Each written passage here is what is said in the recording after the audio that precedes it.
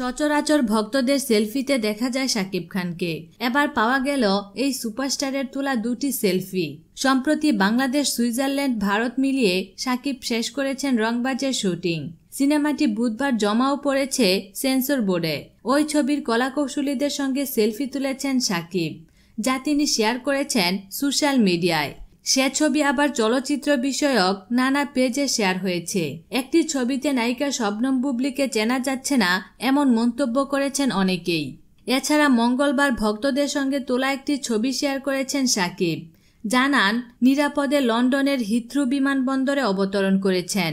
তিনি সেখানে চালবাজ সিনেমার দৃশ্য ধারণে অংশ নেবেন।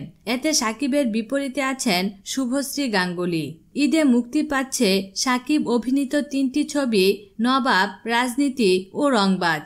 নায়িকা যথাক্রমে শুভশ্রী গাঙ্গুলি, অপু বিশ্বাস ও শবনম বুবলী। বিনোদন জগতের নিত্য নতুন খবরাখবর জানতে আমাদের চ্যানেলটিতে সাবস্ক্রাইব করার জন্য আপনাকে আন্তরিক ধন্যবাদ।